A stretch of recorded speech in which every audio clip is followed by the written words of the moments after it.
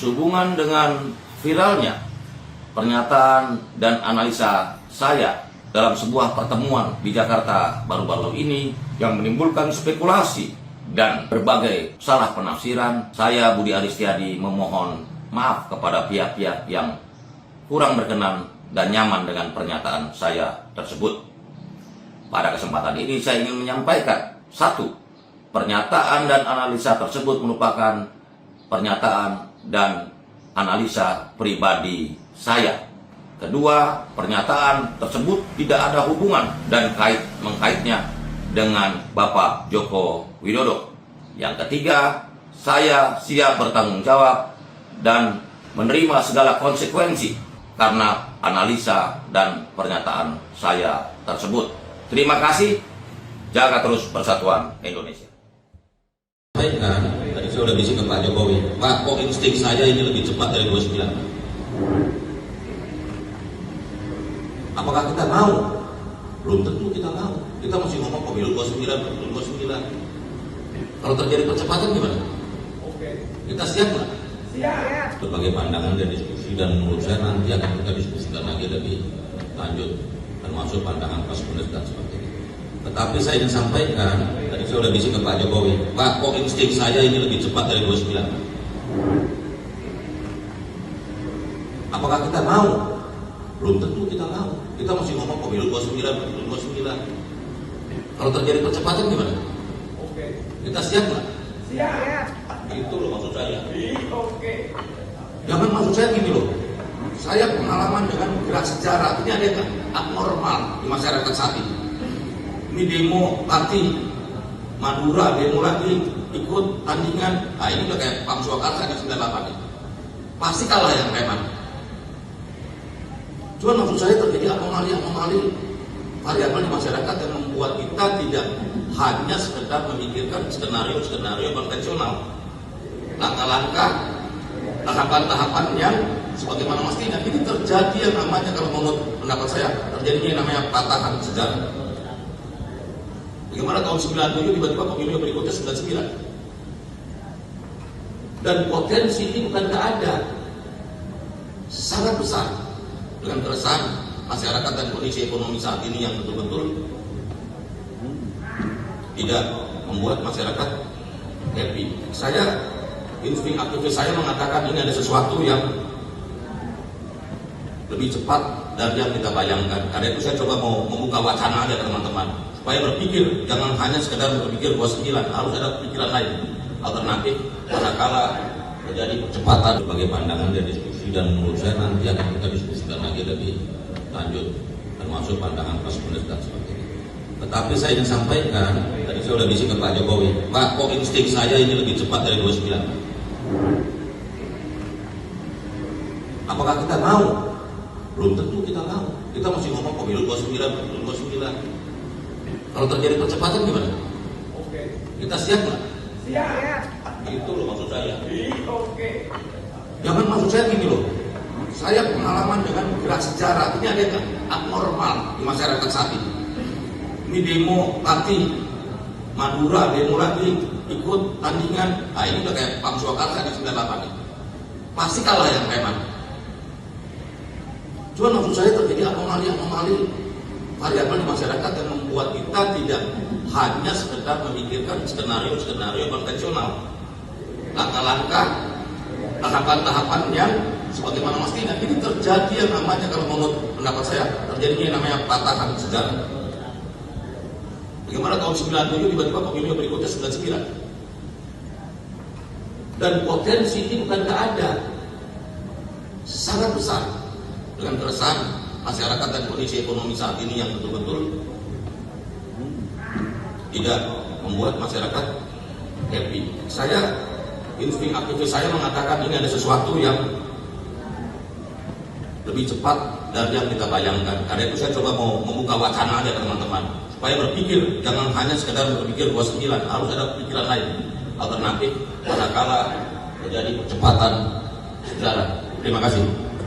Saya Freddy Alex Damanik, Sekjen DPP Projo, ingin memberikan penjelasan untuk menanggapi beredarnya potongan video di media sosial yang menggambarkan pandangan Budi Aris Setiadi Ketua Umum Projo tentang situasi politik saat ini. Yang pertama, video tersebut bukan merupakan video utuh, tetapi sebenarnya sedang memaparkan berbagai kemungkinan. Yang kedua, forum tersebut diadakan sebagai acara silaturahmi dalam rangka Bulan Kemerdekaan Republik Indonesia antara Bapak Jokowi dengan para relawannya.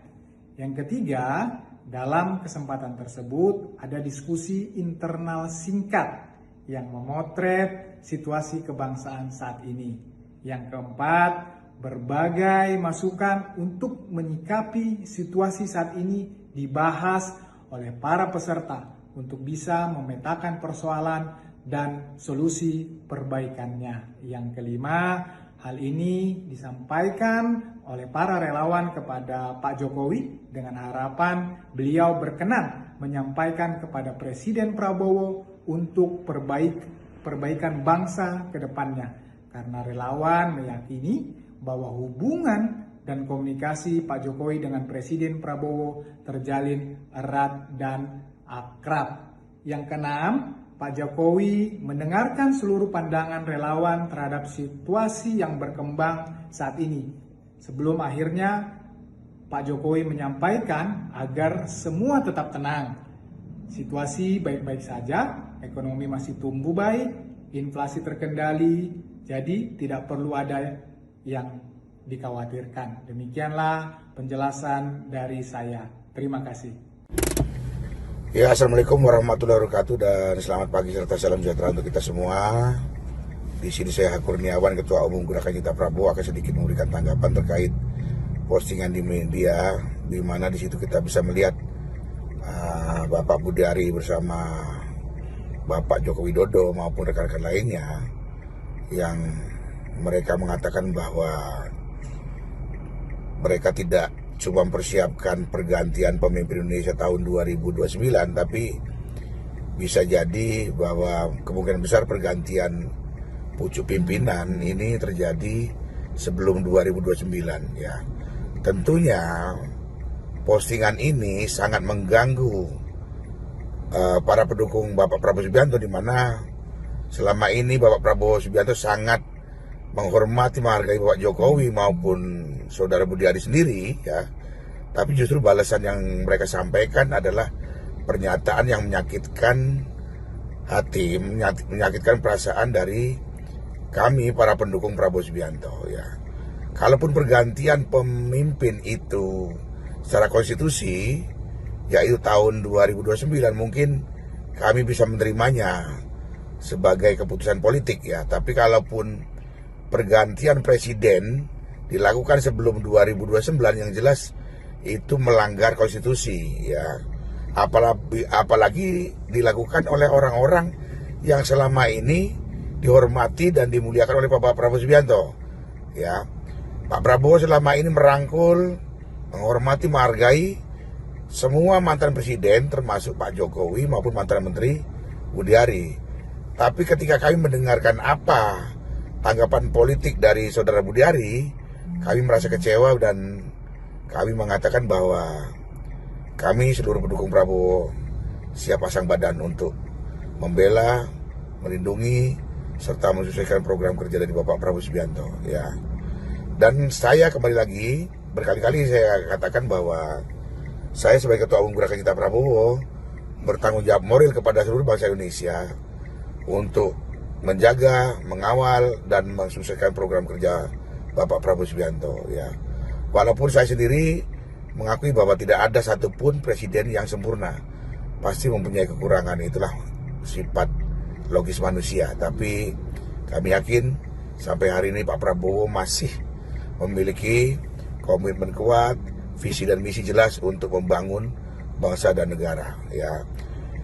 Terkait banyaknya berseliweran di media tentang ketidakpuasan kepada gaya memimpin Bapak Prabowo Subianto, itu pun lumrah, dan saya yakin itu dilakukan oleh segelintir orang yang memang dari dulu membenci Prabowo Subianto ya. Tapi selama Pak Prabowo ini berada di pihak masyarakat, tentunya kami pendukung Prabowo akan selalu mengawal serta menjaga Bapak Prabowo Subianto. Ya, sekali lagi apa yang disampaikan Budi Ari sangat tidak etis dan kami mengecam keras, dan itu yang dilakukan adalah tidak sopan dan keterlaluan. Ya, sekali lagi saya beserta seluruh pendukung Prabowo akan merapatkan barisan, akan menggelar apel akbar guna mengantisipasi perkembangan politik belakangan ini yang kurang baik-baik saja. Ya, sekali lagi saya mengecam keras apa yang disampaikan Budi Ari. Demikian ya apa yang saya sampaikan. Terima kasih. Wassalamualaikum warahmatullahi wabarakatuh. Gak sempet baca?